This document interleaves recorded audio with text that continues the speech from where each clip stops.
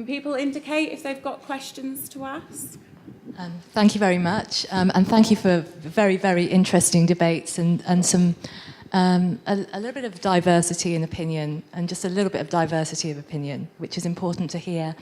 I chair a youth project in Moss Side called Hideaway Youth Project. And when we talk about the boom not working for all women, and we talk about the boom not working for women in Wythenshawe who have struggled with maybe difficulties in education, coming from a working class background, I can really relate to that as well, because it's very similar in Manchester. The Sutton Trust published a report that you might have read about very, very recently, looking at the leading people in the country. And that report has been published every year for 10 years, with very, very little change. The top 7% of leading in every single sector of our country, including Manchester, come from private schools. Some of us manage to get through comprehensive and go on to university. I hold my hands up. My parents both have degrees. The fact that I went to a private school does not make any difference, really, to that statistic. And in some ways, some of us are anomalies as well.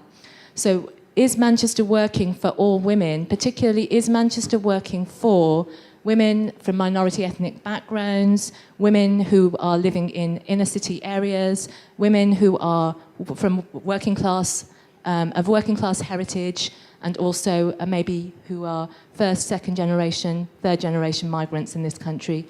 It's a big question that I have to ask. Thank you. Okay, thank you, Sarah. Is somebody else indicating over here? Hiya, I just want to start off with a thank you to Christine and Amy, because without people like you that believe in yourself, I wouldn't be stood here today. I want to start off with a question, and I'll get a few hisses and a bit of controversy, but is Manchester's boom actually working for men? I have moved to Manchester 2.5 years ago from Preston, and I am very much proof that the boom is working. And as soon as I sat down without listening to any of this debate, I said to my mum and one of my friends, create your own boom. So I very much believe that breaking the rules is what happens. So I moved to Manchester. I got a job within professional football for United. Women in sport, women in football, is very questionable. And through a programme called Entrepreneurial Spark, which is actually powered by KPMG, I have an opportunity to create my own boom and create my own business. So I just want to say that it is all self-belief, but it's also mentors like someone like Amy and Christine that actually can put you in the position today. Thank you.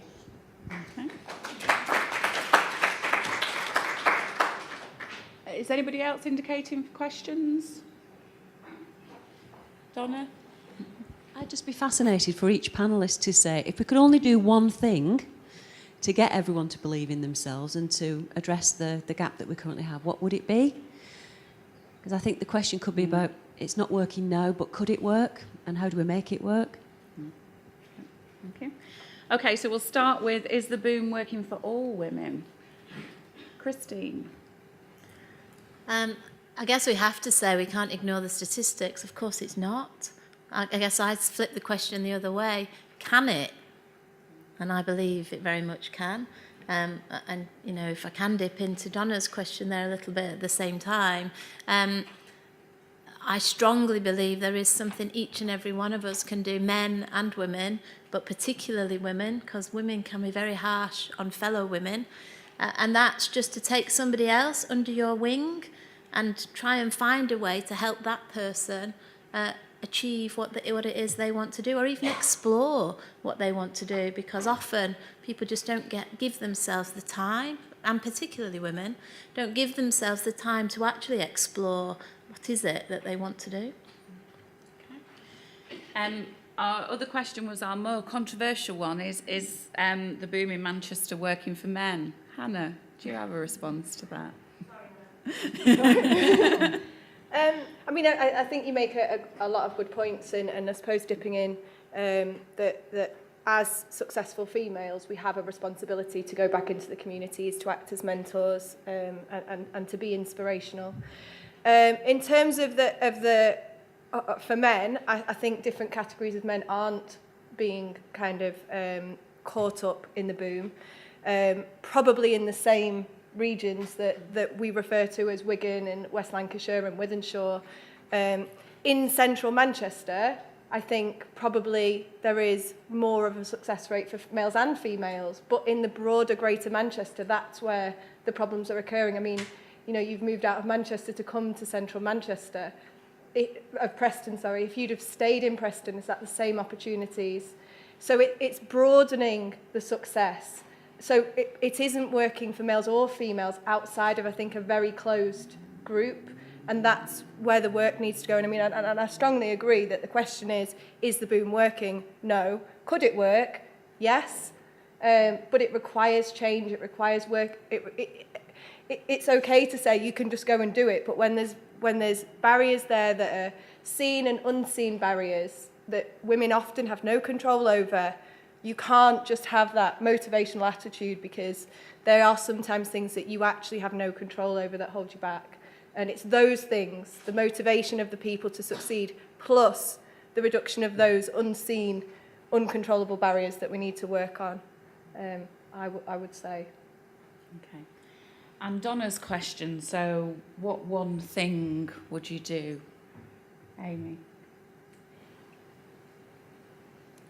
I feel a duty to share what my experiences have been starting up a business in Manchester. So for me personally, it's kind of reflecting on that knowledge and being able to mentor and deliver business coaching support for those that need it, especially women that I work with. They are living in social housing and are on income support, and they have young children. But it's believing, like trying to give that information to them in a way that they can make the success for themselves with their businesses. So that's what I do personally. Up to you. Okay. Nicole? I'd say personal development support to help people grow in confidence and their esteem, and really getting into the areas where that's needed the most. Christine? I think I just reinforce what I said before. You as an individual can do something. Don't wait for an organisation to do it. Amy's a great example of what she's done on that, but each and every one of us will know someone that we can help. And Hannah? I think support for women kind of in at the point where they have children, a bit more flexibility around childcare, access to childcare, free childcare will allow maybe kind of greater access to carry on with careers or access careers. That would be my one thing that I would change. Universal 3, good quality childcare. Yeah. So do we have any further questions? We've got a lady over there. Just And following then on a from... lady behind we'll go to next as well. Sorry. So just following on from that point, one of my friends who, at 12 weeks pregnant, sorry, it makes me a bit emotional. At 12 weeks pregnant, she was not allowed to continue a project because she was pregnant. And how can the boom work when the attitudes are still in the past? Sorry. And a lady behind. What can we do to get the women to focus on the opportunities that are in the new economy? Okay. Any other questions on this side? Our first male questioner. I wanted to ask a roundabout question, which is probably going to be a bit rambly. So I've listened to everybody and I find it really interesting, but one of the things that strikes me is that we don't talk about structural change very much. We talk about individual change, which just seems to be a very kind of neoliberal idea that we can all pull ourselves out of our bootstraps, and if we're just motivated enough, if we have the right support and all of that. So I was just wondering, can we talk about this kind of structural changes that need to happen, and childcare is one of those, but also attitudinal changes. So how can we, as women, so as only half the population, really change everybody's point of view, because we need men as well to be on our side and not to work against us or kind of be intimidated or not support us. And so it's kind of really about patriarchy as well. And I'm finding it really interesting that we've not mentioned the word really. We talk about feminism, but we're not talking about patriarchy. And I find that it's quite lack of kind of really acknowledging it, because yeah, we're women and we fight for other women, that's all very well, but kind of looking at it in a broader sense would maybe give us opportunities to kind of understand the inequalities better, I think. So yeah, that was the rambly comment question.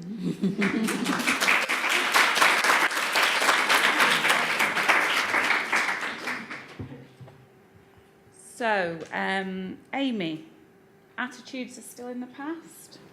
And that creating a barrier for us?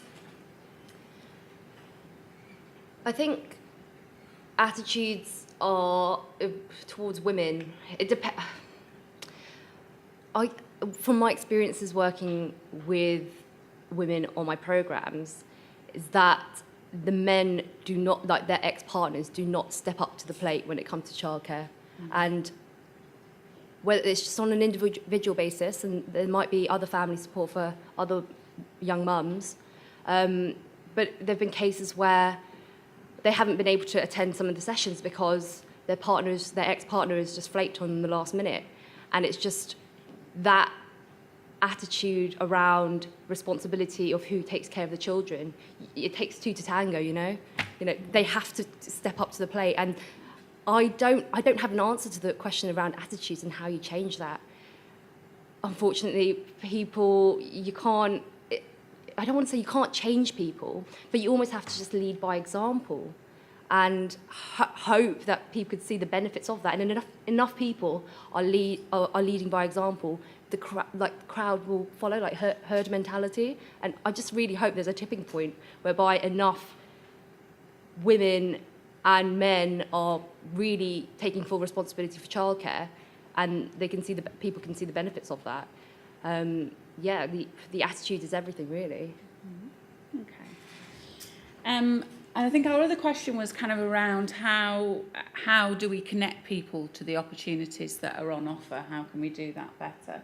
Christine, do you have any comment on that? Yeah, and I do think that's a really important question, and I would like to come back to the first question as well, if I may. But on the great comments we had at the beginning about creating more nail technicians than there are jobs for nail technicians, just not the thing we want to do. I've been working with business in the community and a school. It's actually in Atherton as well, just down the road from the one you referred to, Bedford High, where I mentor the head teacher there. And we've been doing some work with them using a software package with 13 and 14-year-olds actually, just before they choose their GCSEs, about exploring in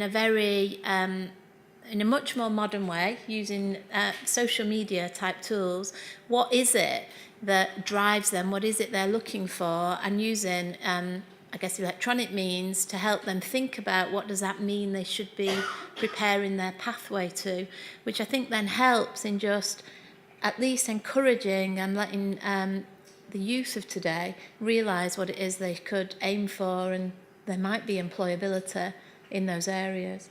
But I guess just going back to that first question, which I thought was incredibly touching and brave for you to share with everybody, I do think that unconscious bias is there in the work environment. And it's something at KPMG we've been working very hard on. And again, coming to your question about bringing men in, this is men and women unconsciously deciding that it's better for that individual's interest. And we all need to just think about that it's okay to give advice, but it's up to the individual, and we've got to give the individual a choice.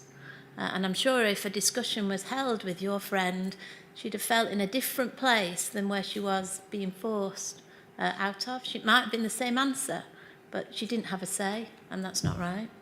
Okay.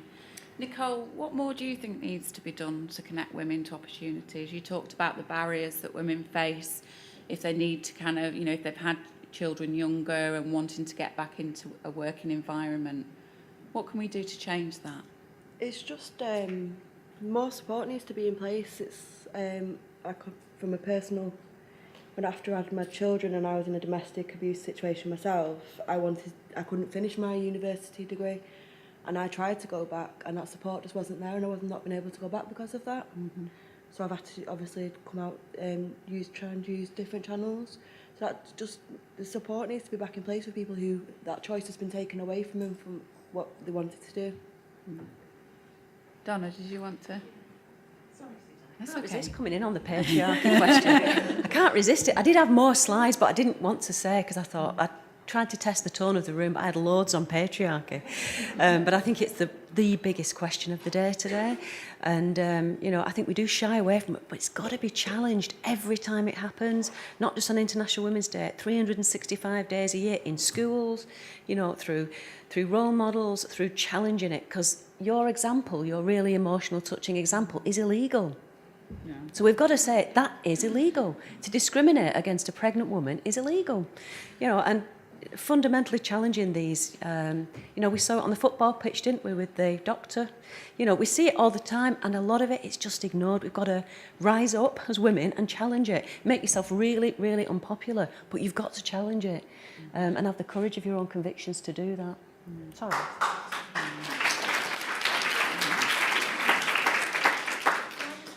Yeah. There's a great campaign which I'd encourage everyone to have a look at. We've embraced it at KPMG, called He for She.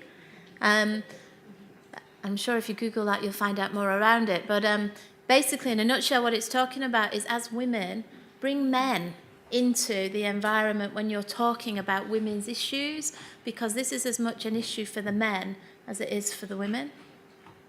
Suzanne, like you, I'm a member of the City Council's Economy Scrutiny Committee. We hear a lot about Manchester itself as a booming economy, generating more jobs than all the rest of Greater Manchester put together. And obviously we've heard a lot about the nail technician industry in Wigan, but what are the sectors that women should be focusing on from an early age, primary school, or even as they're considering their GCSEs and A-levels, in order to make sure they get a smooth transition into work? Christine, and obviously I worked together for 11 years at KPMG. She's a fantastic example of someone who has really made the grade, and it's really heartening to hear about the additional partners that have been created there since I left, in fact. But I suspect that she is still a bit of an exception. Personally, I think that's my personal view, but I'd be interested to hear what the other sectors are, besides KPMG and professional services. What other sectors should people be focusing on? Okay. Should we go over here then first? I'd like the panel to reflect on the previous question, actually, that was asked about what we can do to tackle structural inequality, particularly. There's been some great examples of individual success, but I think it really is about challenging the structure in which we live. And related to that, I'd also like to question the kind of terms of the debate in which growth is, an obvious good, but actually, is it not that we should be working towards a sustainable economy in terms of increased opportunity for everybody within the city, and also thinking about sustainability from an environmental perspective? Okay, I've got another question here from Councillor Judge. This is a kind of a more direct question to Christine, just to help me make my mind up. So you talked a little bit about the work that you're doing to raise the aspirations of young people in different areas across Greater Manchester. Nicole touched on when she spoke about once you kind of cross that age of 25 and your confidence is rock bottom, you kind of feel like your ship has sailed because there's not much kind of being done. How would you say that that's currently being tackled, and do you think that the way it is being tackled is adequate at the moment? Okay, before I give it back to Chair, I've got a question as well. Childcare and the pay gap is a problem for women across Britain. So as people are voting, I would like to ask both sides of the argument. What is it exactly in Manchester, if you had to pick two things that totally hinders women from taking on these opportunities? And then also, the other side of the camp, what is in Manchester that is really an opportunity that is totally missed by women? Okay. And we had Councillor Murphy as well. Finally, we came back to you. Thank you. Sorry, I was voting. Voting is very important. I just wanted to ask a question about the language, and I think women tend to use different language than men a lot of the time. And it's about how we describe what we do and what we want to achieve, I think sometimes holds us back. And as well as the council stuff, I'm chair of governors at the Manchester College, or that's how I used to describe myself. I'm really proud of it. It's one of the things I'm most proud of. Our chief executive said, you shouldn't describe yourself as chair of governors. What you should say is you're a woman at the head of an organisation that has a £200 million turnover and is the largest provider of prison education in the country. And that's how I describe myself now. But I think very often women use softer language, and some of the language around the Northern Powerhouse, etc., is very male and sometimes feels quite intimidating. And we need to think about how we change that and how we describe ourselves as part of that as well. Okay, so I'm going to start by coming back to our questioner over there's question about structural changes, which you're right to pick up on wasn't answered earlier.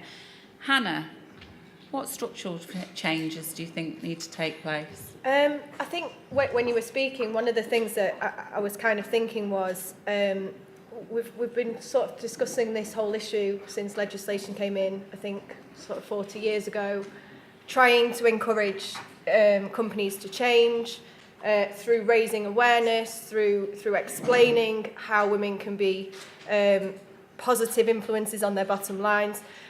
And there are small changes, but they're not major. So really, the legislation needs probably to be firmed up. Perhaps the imposition of quotas, setting requirements on the number of females on boards, as Spain has done. All-women lists, other examples. So possibly kind of, rather than the sort of nudge economics of trying to incentivise good behaviour, actually, perhaps we are getting to a point where the next best alternative has to come in, and you just have to force people to adhere to certain requirements. And then hopefully you'll get the understanding of why. Yeah. So perhaps it needs to be fairly dramatic now.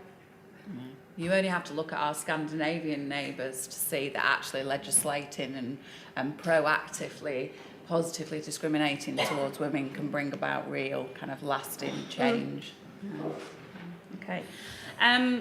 Andrew's question around what sectors women should be focusing on now. Any of our panel want to pick that one up? I've got one suggestion. I've got one suggestion, actually. And I would be biased because I do run a social enterprise. But it's social enterprise. That is a field where women are very present, actually. I'm not sure about the statistics, but there seems to be a lot more women at the helm of social enterprises. And it was a bittersweet reason why I stayed in Manchester, is because I could see there were social issues that I felt that I could address through business, but there was also business opportunities to exploit there as well.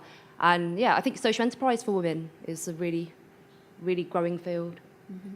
Christine? I think there's 5 key sectors that Manchester as a city have decided to invest in, so it'd be foolish for women not to think about those sectors if they appeal or they're areas that they're interested in. So we've heard about digital, Donna started us on that earlier, but also applied material science, health and innovation, biotech and energy. All fields that I feel women will be very interested in and can and have historically made a big difference in. So areas that I'd be encouraging, the youth of today to invest in. Should I take the direct question while we're on, just around? Yeah. So we do a lot with the youth because, that's the bit you can change. But in that, let me just stay with the Bedford High example. And it really resonated what Donna was saying. It's probably cohorts of children coming from the same estates, to be honest.